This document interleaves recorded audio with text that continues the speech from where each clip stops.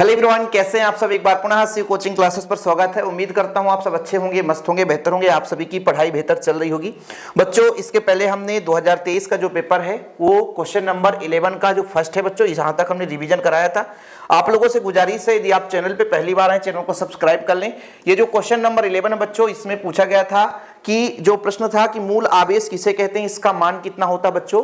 तो एक इलेक्ट्रॉन पर जितना आवेश होता है उसको हम मूल आवेश कहते हैं, जिसका मान होता है बच्चों 1.6 गुणे 10⁻⁻19 कूलम। ठीक है बच्चों, तो ऐसे छोटे छोटे क्वेश्चन भी पूछ दिए जाते हैं। तो और आप लोग ऐसे क्वेश्चन नहीं पढ़ते हो। देखो, लगातार हिंदी की तैयारी करा रहे थे। अब सर बच्चों ने बोला कि सर फिजिक्स की वीडियो नहीं आ रही है। बिल्कुल आएगा, निश्चिंत रहें।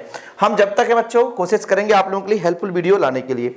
अगला जो प्रश्न था कि एक इलेक्ट्रॉन विद्युत क्षेत्र में उच्च विभव की ओर गति करता है या निम्न विभव की ओर। तो इसका राइट आंसर है बच्चों उच्च विभव की ओर। कोई भी इलेक्ट्रॉन है वो उच्च विभव की ओर गति करेगा। क्यों?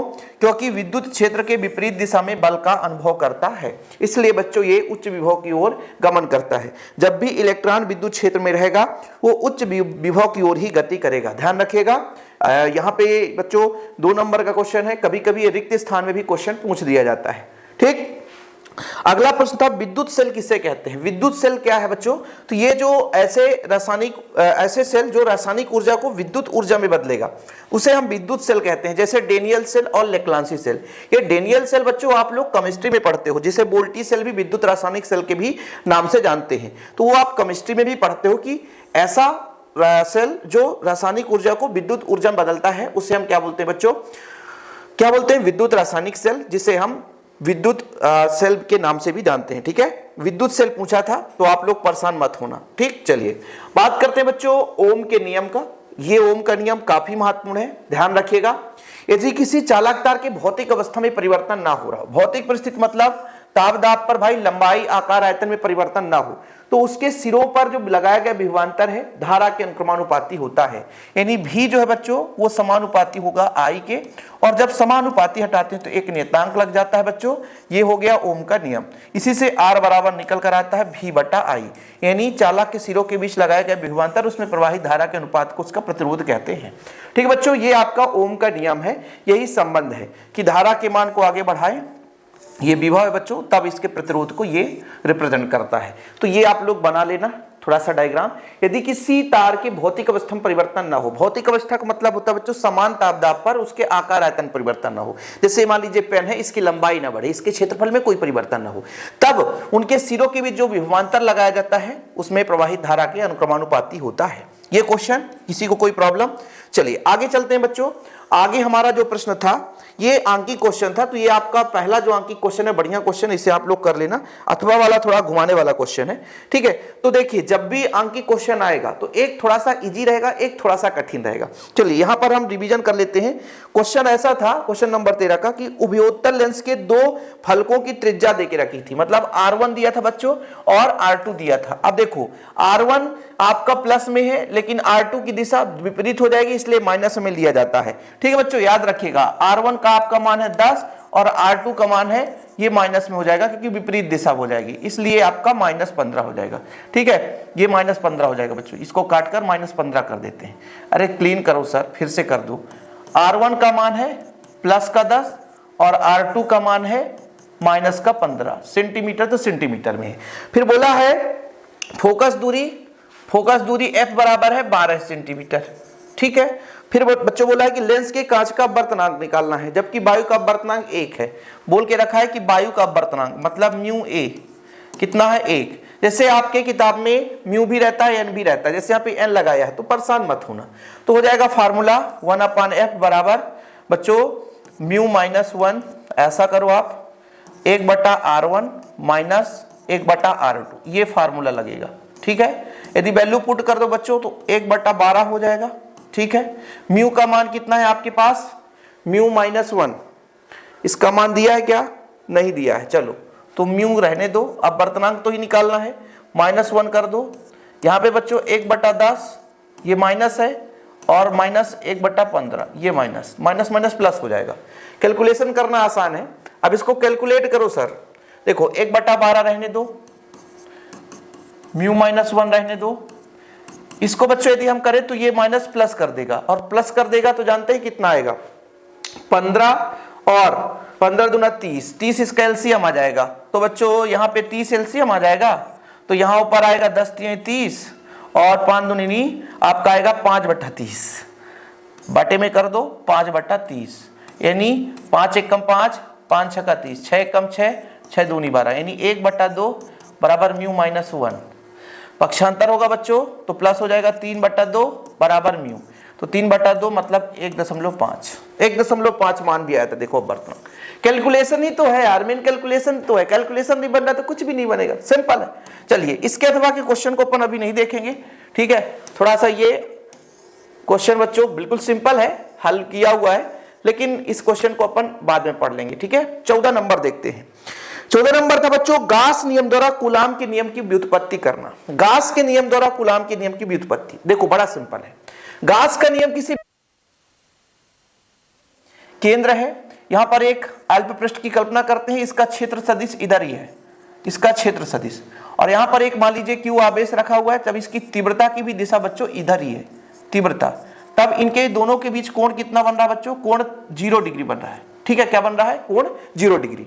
अब मैं आपसे कह दूं कि यहां पर फ्लक्स कितना होगा, तो फ्लक्स का फार्मूला होता है फाई बराबर ई इंटू डी एस, ठीक है, E इंटू डी एस। अभी मैं थोड़ा सा डीफाई करता हूं, अल्प पृष्ठ के लिए बात कर लेता हूं, अल्प पृष्ठ के लिए बात कर लेता हूं, संपूर्ण के लिए भी बात कर लूंगा।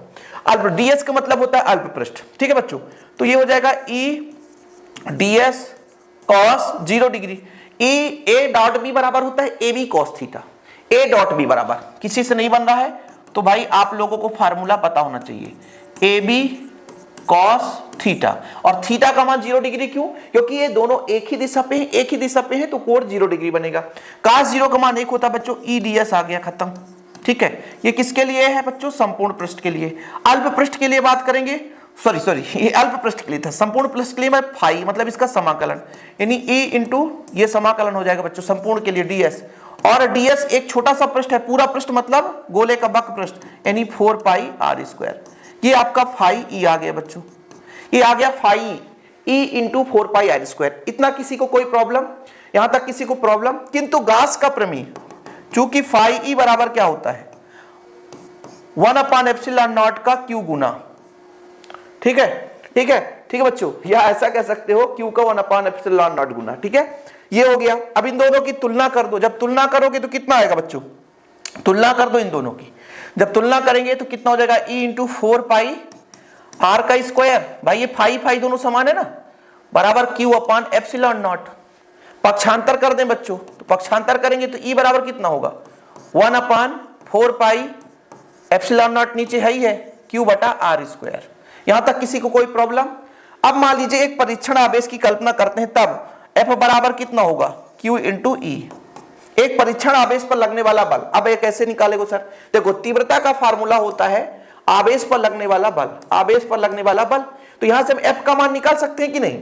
अब बच्चों यहां पर ई का मान रख दो, खत्म, इस ई का वैल्यू यहां पे उठा के रख दो, यही कूलाम का नियम है। तो आ जाएगा आंसर, कितना आ जाएगा 1/4 पाई ε0, ठीक है। एक क्यू बच्चों कैपिटल क्यू हो जाएगा, एक स्मॉल क्यू बटा आर स्क्वायर। जी हाँ, कूलाम का नियम है कि नहीं है, बताओ कूलाम का नियम है कि नहीं। खत्म, खत्म कहानी, टाटा बाय बाय, है ना। चलो देखो भाई, आपको यहाँ पे थोड़ा सा, अरे बाबू चले यार, देखो भाई विद्युत फ्लक्स आपका निकल कर आया पहले, ये आपका पहले बच्चों, यहाँ पे आपका फाई बराबर ईडीएस कॉस थीटा, थीटा क्यों, क्योंकि विद्युत क्षेत्र भी एक ही दिशा में, क्षेत्र सदिश भी, तो थीटा बराबर 0 डिग्री, तो कॉस 0 का मान 1 हो गया।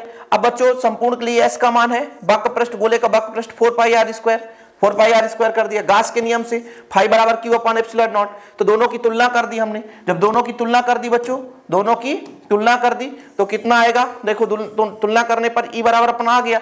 हम तो आवेश कोई भी ले सकते हैं, हमने स्मॉल क्यू लिया था, कैपिटल क्यू, कोई बात नहीं है, तो ये हो गया। फिर एफ बराबर क्यू ई, ये मैंने बताया कि ये होता है कि एक आवेश है विद्युत क्षेत्र पर, तो आवेश पर लगने वाला बल, तो एफ बराबर क्यू ई, चाहे आप कैपिटल क्यू लो चाहे स्मॉल क्यू, हमने एक बार स्मॉल क्यू ले लिया, एक बार कैपिटल क्यू, वैल्यू तो उतना ही आया, खत्म। तो ये हो गया गास के नियम से कूलाम का नियम। भाई प्रैक्टिस तो कर रहे हैं, सुपर फास्ट रिवीजन तो ही करेंगे, यहां पर हम थोड़ा समय कम देंगे आपको, ठीक है। इसके बाद एक क्वेश्चन था बच्चों, अगला प्रश्न था आपके लिए, किसी चालक की धारिता से क्या तात्पर्य है, चालक की धारिता को प्रभावित करने वाले कारक, ठीक है। कोई दिक्कत बच्चों, चलिए आगे चलते हैं। किसी चालक के धारिता से आप क्या समझते हैं? धारिता को प्रभावित करने वाले कारक। देखो बच्चों, धारिता का मतलब होता है आवेश ग्रहण करने की क्षमता। धारिता का मतलब होता है आवेश ग्रहण करने की क्षमता।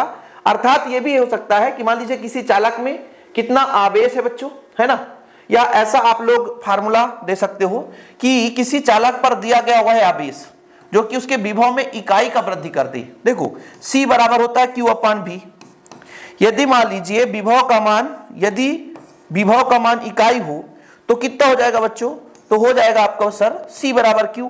इसका मतलब क्या है? किसी चालक की जो धारिता है आवेश के उस आंकिक मान के बराबर है जो कि विभव में इकाई वृद्धि कर दे, जो विभव में क्या कर दे? इकाई वृद्धि कर दे। सिंपल बच्चों, किसी चालक की धारिता उसके आवेश यदि उस चालक पर दिए गए उस आवेश के मान के बराबर है जो कि विभव में इकाई वृद्धि कर दे। इस फार्मूला से एक निष्कर्ष निकलता है कि जो C है वो समानुपाती 1/V के, यानी विभव का मान कम होगा तो धारिता बढ़ेगी, यदि विभव अधिक है तो धारिता कम हो जाएगी। प्रभावित करने वाले कारक में इसी का निष्कर्ष निकलेगा पूरा। समझो बच्चों, C समानुपाती होता 1/V के, यानी V का मान बढ़ा तो C का मान कम होगा और V का मान घटा तो C का मान बढ़ेगा। ठीक है, तो यहां पर प्रभावित करने वाले कारक में देखो कि चालक का आकार बढ़ाएंगे तो धारिता बढ़ जाएगी क्योंकि विभव घट जाता है। ठीक है, चालक का आकार बढ़ने से विभव कम होता है और धारिता बढ़ती है। यदि चालक के पास कोई अन्य चालक लाते हैं तो धारिता बढ़ जाती है क्योंकि विभव कम हो जाता है। ये प्रभावित करने वाले दो कारक मेंशन कर लेना, बहुत ही महत्वपूर्ण है। चलिए आगे चले बच्चों, किसी को कोई प्रॉब्लम? ठीक है, बाकी जो बच्चे नोट्स नहीं लिए तो नोट्स जरूर ले ले, मात्र 100 रुपए में बढ़िया नोट्स मिलता है, ऑल चैप्टर के ऑब्जेक्टिव भी मिल रहे हैं। ठीक बच्चों, चलिए आपका प्रश्न था कि विद्युत वाहक बल और विभवांतर में अंतर। विद्युत वाहक बल और विभवांतर में अंतर। देखो बच्चों, एक सेल बनाते, एक छोटा सा सेल, ये आपका एक छोटा सा सेल है। ठीक है बच्चों, इसमें 2 इलेक्ट्रोड लगे हुए हैं। ठीक है, इसके अंदर विद्युत अपघट भरा हुआ है। ठीक है, विद्युत अपघट, और बाहर से बाह्य परिपथ हमने बना दिया, ये लोड हमने दे दिया। ठीक है, ये हमने बाहर से परिपथ दे दिया। अब यहां पे बच्चों आवेश 2 प्रकार से होता है, एक तो केवल बाह्य परिपथ में गमन करता है और एक पूरे परिपथ में। एक केवल बाह्य परिपथ में गमन करेगा तब उसमें कार्य किया जाएगा, तब वो कार्य बच्चों विभवांतर होगा क्योंकि 2 सेलों के बीच का अंतर। लेकिन जब पूरा यहां से गमन किया और फिर घूम करके आयन से होकर के घूम करके फिर से वहीं पे आ गया, तब इस पे जो कार्य होगा वो आपका विद्युत वाहक बल होगा। सिंपल है, तरीके से समझो कि एकांक आवेश को पूरे परिपथ में प्रवाहित करने के लिए सेल द्वारा जो कार्य होता है बच्चों, इन यहां से पूरा घूम करके अपने मूल स्थिति तक आने में जो कार्य होता है वो उसका क्या कहलाएगा बच्चों? विद्युत वाहक बल कहलाता है। क्या कहलाता है? विद्युत वाहक बल। और जब हम विभवांतर की बात करते हैं तो विभवांतर एकांक आवेश को केवल बाह्य परिपथ में, एकांक आवेश को केवल बाह्य परिपथ में प्रवाहित करने के लिए सेल द्वारा जो कार्य किया जाएगा वो उसका बच्चों क्या कहलाएगा? विभवांतर कहलाता है। ठीक है, यदि आप कहानी समझ गए तो फिर कोई दिक्कत ही नहीं है। विद्युत अपघट की मात्रा पर निर्भर नहीं करता है, जबकि विद्युत अपघट की मात्रा पर निर्भर करता है। सेल में प्रयुक्त प्लेटों के आकार उनके बीच की दूरी पर निर्भर नहीं करता है ना, आकार कैसा है, दूरी क्या है। लेकिन विभवांतर भाई 2 इलेक्ट्रोडों के बीच के विभव का अंतर है, इसलिए इलेक्ट्रोड प्लेटों के आकार उसके बीच की दूरी के अंतर पर निर्भर करता है। तो ये आपको 3 अंतर तैयार करना है बच्चों। ठीक है, चलिए मेन कहानी जो रहता है वो मैं समझा देता हूं, बाकी आप लोगों को नोट करना है, पढ़ना है तो भाई साहब प्रैक्टिस करें, नोट्स लें, प्रॉपर तैयारी करें। प्रतिरोध क्या कहलाता है? आप लोगों ने प्रतिरोध देखा होगा कि यदि लंबाई बढ़ा दी जाए तो प्रतिरोध बढ़ जाता है, और क्षेत्रफल कम कर दी जाए, क्षेत्रफल कम कर दी जाए तो भी प्रतिरोध बढ़ता है। क्योंकि जो प्रतिरोध होता है वो चालक तार के लंबाई के समानुपाती क्षेत्रफल के व्युत्क्रमानुपाती है, और जब बच्चों इसको हम समानुपाती हटाते तो एक रो नियतांक लग जाता है, इसी को हम बोलते हैं विशिष्ट प्रतिरोध। ठीक है, विशिष्ट प्रतिरोध। ठीक है, विशिष्ट प्रतिरोध होता है बच्चों। और आर का जो मात्रक है, जिसका मात्रक ओम होता है, लेकिन बच्चों इसका मात्रक निकालने के लिए रो बराबर हो जाएगा RA/L, पक्षांतर करेंगे तो, और आर का होगा ओम, आर का होगा ओम। ठीक है बच्चों, और क्षेत्रफल का मीटर स्क्वायर, या मीटर स्क्वायर या सेंटीमीटर, लंबाई का मीटर, तो मीटर से मीटर कैंसिल तो ओम मीटर हो गया। मतलब प्रतिरोध का जो मात्रक है ओम है बच्चों, यहां पर आप देखो नोट डाउन कर लेना, प्रतिरोध का जो मात्रक है ओम है और इसका मात्रक जो है ओम मीटर है बच्चों। एक सूत्र अंतर हो गया, ओम के नियम से आपने पढ़ा था कि V बराबर सर क्या होता है? IR, तो R बराबर क्या हो जाएगा? V/I। ये आपका बच्चों R का मान आ गया, और यहां से आपने रो का मान निकाल लिया RA/L, तो एक आपका फार्मूला हो गया। ठीक है बच्चों, और प्रतिरोध हो गया, चालक तार की लंबाई पर, क्षेत्रफल पर निर्भर करता है, लेकिन प्रतिरोधकता पदार्थ पर निर्भर करता है। ये कई बार ऑब्जेक्टिव पूछा गया है। प्रतिरोधकता यानी विशिष्ट प्रतिरोध का ही नाम है प्रतिरोधकता। किस पर निर्भर करता है? तो केवल पदार्थ पर निर्भर करता है बच्चों। किस पर निर्भर करता है? तो केवल पदार्थ पर निर्भर करता है। नोट डाउन कर लेना। आप लोग कहोगे सर है ना कि ऐसे क्वेश्चन नहीं आएंगे। भाई ये पुराना पूछा गया ही क्वेश्चन रिवीजन करा रहे हैं, ठीक है। बाकी लगातार आप लोगों के लिए मेहनत हम कर रहे हैं, बस छोटा सा प्यार सपोर्ट आपका भी बना रहे। अगला जो प्रश्न था बच्चों, सामर्थ्य 100 वाट एवं 400 वाट के दो बल्बों के प्रतिरोधों की तुलना कीजिए। सामर्थ्य मतलब पावर देके रखा है कि पावर कितना दिया था, P1 बराबर दिया था बच्चों, P1 बराबर 100 वाट। कितना? 100 वाट, ठीक है। और P2 बराबर कितना दिया था बच्चों? 400 वाट। इनकी क्षमता है, पावर है, तो प्रतिरोधों की तुलना करनी है। अच्छा, शक्ति बराबर फार्मूला आपको याद रहना चाहिए कि पावर बराबर कितना होता है, V²/R, क्योंकि R से संबंध दर्शाना तो ये आपको फार्मूला लेना पड़ेगा। तो P1 बराबर कितना हो जाएगा, V²/R1, और P2 बराबर कितना हो जाएगा, V²/R2, ठीक है। समीकरण 1 और 2 का भाग दे दिया जाए, समीकरण 1 और 2 का भाग दे दिया जाए तो P1/P2 बराबर कितना होगा बच्चों, V²/R1 और V²/R2, ठीक है बच्चों। यहां पे आपका V² से V² कट जाएगा, R2 ऊपर चला जाएगा और R1 नीचे आ जाएगा, क्योंकि हर का हर नीचे आता है, अंश का हर ऊपर चला जाता है। मतलब आपका एक संबंध निकल कर आया, P1/P2 बराबर R1/R2/R1, यही तो संबंध निकल कर आया। अब भैया यहां पे हमको निकालना है R1/R2, तो जब उल्टा करेंगे तो R1/R2 निकालना है ना बच्चों, तो ये हो जाएगा P2/P1, और P2 का मान कितना है 400, P1 का मान कितना है 100, कटेगा बच्चों तो कितना आएगा 4:1। कितना आ जाएगा 4:1, ठीक है बच्चों। ये मैं आपको संबंध बता दिया, बढ़िया संबंध बताया। देखो बच्चों, बल का जो सामर्थ्य है, पावर का फार्मूला होना चाहिए, तब इसमें वोल्टता समान स्थिति पे है ना। तो भाई P1/P2 का जो आएगा R2/R1, ये संबंध आएगा। या डायरेक्ट इस फार्मूले को आप रख सकते थे, या बढ़िया इस तरीके से आप बनाकर कर सकते थे, तो आप किसी भी स्टेप से कर सकते थे, आपका आंसर वही आएगा। समझाना हमारा काम है, मेहनत करना बच्चों आपका काम है। यदि आप मेहनत करेंगे तो बेहतर रूप से आपके नंबर आएंगे, मेहनत नहीं करेंगे फिर आपकी इच्छा कितना है, आप कैसे कर रहे हो। ये देखो भाई क्या बोला है, अगला क्वेश्चन, अगला क्वेश्चन भाई क्या बोल के रखा है। चलो अगला क्वेश्चन देखते हैं। एक चालक तार की लंबाई को मूल लंबाई की आधी कर दी जाए। चलो ठीक है सर, चालक तार की लंबाई को मूल लंबाई की आधी कर दी जाए, ठीक। अनुप्रस्थ काट का क्षेत्रफल दो गुना कर दिया जाए तो प्रतिरोध कितना होगा। अभी आपने फार्मूला पढ़ा बच्चों की प्रतिरोध का फार्मूला, चूंकि प्रतिरोध बराबर क्या होता है बच्चों, रो है ना L/A होता है, ठीक है। ये तो आप लोगों ने पढ़ा है, इसमें कोई दिक्कत है नहीं, ठीक है। अब पहले स्थिति में बोला है कि R1 में पहले मान के चलते हैं लंबाई L है और क्षेत्रफल A है। दूसरे स्थिति में बोल के रखा है कि लंबाई आधी कर दी जाए, लंबाई आधी कर दी जाए और क्षेत्रफल दुगनी कर दी जाए, क्षेत्रफल दुगनी कर दी जाए। तब कितना होगा बच्चों, R2 बराबर 2 नीचे आएगा तो रो L/A इंटू 2 दूना 4, 1/4 हो गया। ये किसके बराबर है प्यारे बच्चों, ये किसके बराबर है, इसको ध्यान देना। ये किसके बराबर है सर, ये R1 के बराबर है। तो R2 बराबर R1 गुणे 1/4, ठीक है। किसी कोई प्रॉब्लम? तो यदि मैं इसको पक्षांतर कर दूं R1 को, तो R2/R1 बराबर 1/4, या कि R1/R2 बराबर 4/1। जी हाँ बच्चों, यही आपका आंसर है, ठीक है, जो मैंने आपको समझा दिया। देखिए ऐसे लॉजिकल क्वेश्चन थे और देखने में तो बहुत कठिन लगेंगे यार, ऐसे क्वेश्चन देखने में बहुत कठिन होते हैं। R2 का मान आ गया है ना, यहां से R2 का मान आ गया, मैं पहले ही बता चुका हूं। चले प्यारो प्यारो नैना, निज अर्धचालक और अर्धचालक में अंतर। चलो बच्चों, निज अर्धचालक का मतलब ये होता है स्वयं के कारण चालकता।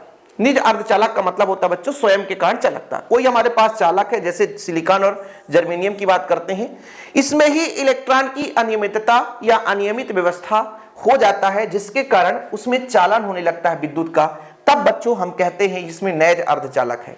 लेकिन जब सिलिकॉन या जर्मेनियम में यानी ये जो चतुसंयोजी आपके पास परमाणु है, इसमें त्रिसंयोजी या पंच संयोजी मिला दिया जाए, या तो आप एंटीमनी मिला दो या तो आर्सेनिक मिला दो, तो आपके दो प्रकार के अर्धचालक बनते हैं बच्चों, जिसे हम बाह्य अर्धचालक के नाम से जानते हैं।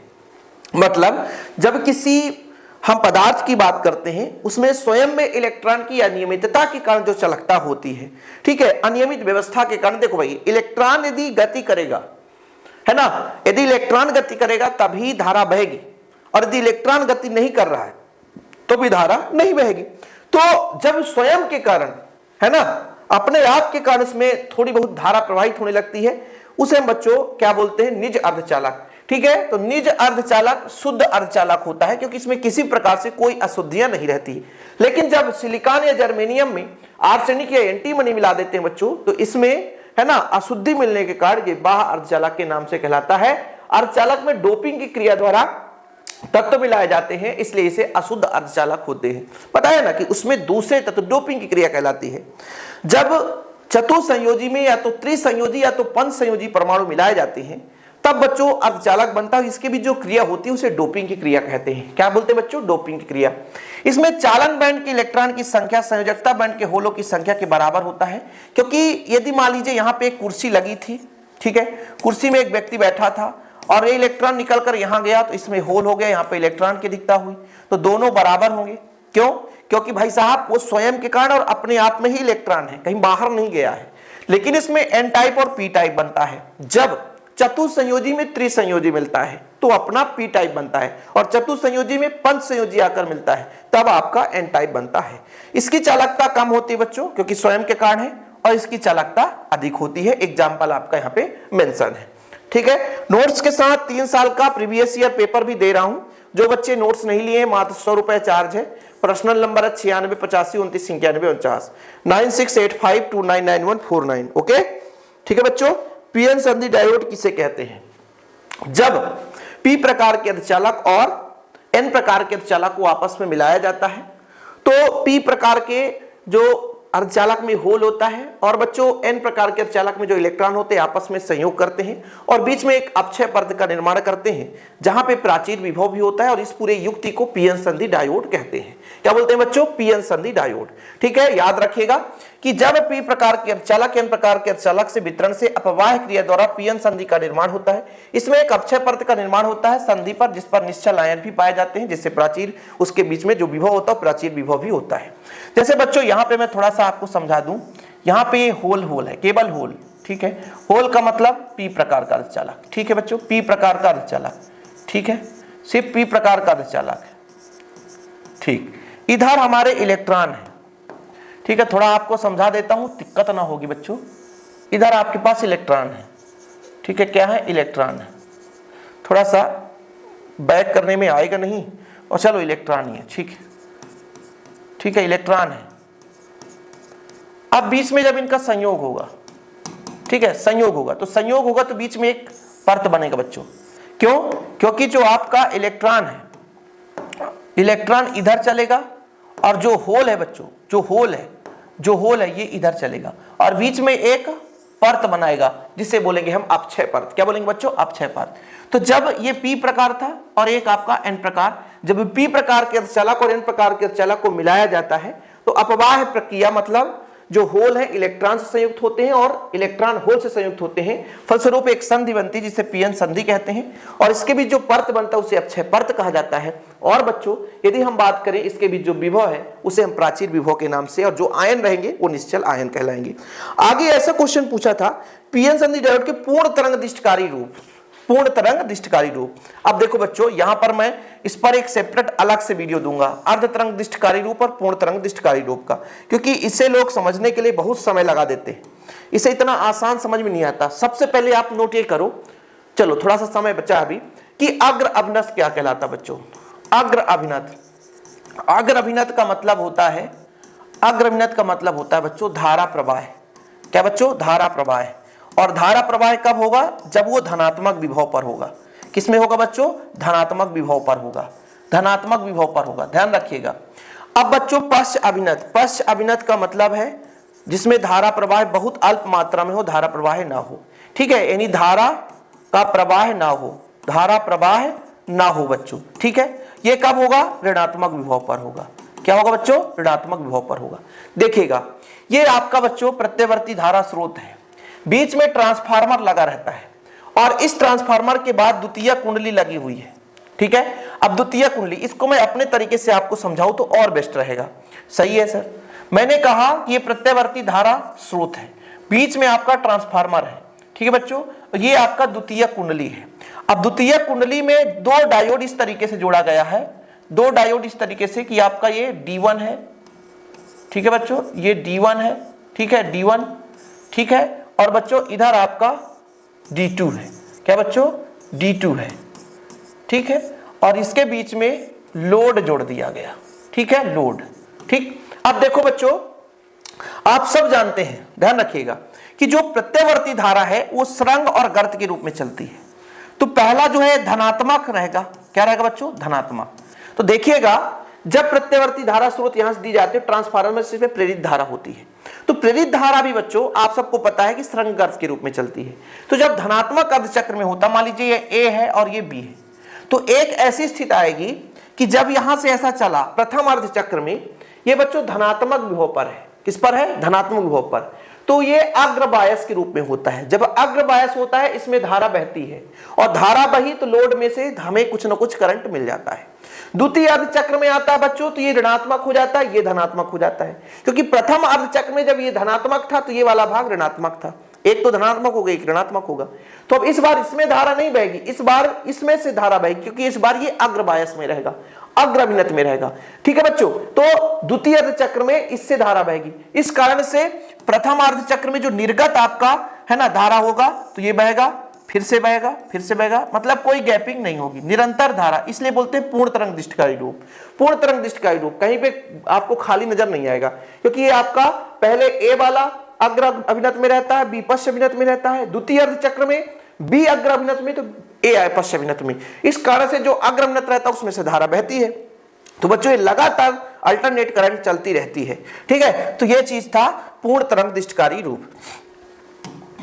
पूरा हिंदी वर्णन है, बिल्कुल निश्चिंत रहें। यहां पर देख सकते हैं आप लोग कि जब प्रत्यवर्ती धारा के प्रथम चक्र में एक उच्च विभव पर होता है, ठीक है बच्चों, तब डायोड D1 अग्र अभिनष्ट पे होता है। यही कारण धारा प्रवाहित होता है। RL यानी लोड है, ये RL क्या है बच्चों? लोड है। इसमें से निर्गत धारा प्राप्त होती है। लेकिन जब इसी प्रकार A की बोल्टता ऋणात्मक हो जाती है, A की बोल्टता क्या हो जाती है बच्चों? ऋणात्मक हो जाती है। इस स्थिति में B पर बोल्टता धनात्मक हो जाएगा, और जब B धनात्मक होगा तो D2 अग्रभिनत में हो जाएगा, अष्टभिनत मतलब अग्रभिनत में होगा, जिसके फलस्वरूप उसमें धारा बहने लग जाएगी। इस प्रकार से निवेशी एसी ऋणात्मक अर्धचक्र में भी धारा बहती है और लोड में से हमें धारा मिल जाता है। स्पष्टतः दिष्ट बोल्टता या धारा प्राप्त करने के लिए यह अर्ध तरंग दिष्टकारी से अधिक दक्ष परिपथ है। इस प्रकार प्राप्त दिष्टकारी बोल्टता अर्ध जैवक्रिय आकृति की होती है, एक दिशिक होती है, इसका मान स्थायी नहीं होता है। तो ये हो गया बच्चों आपका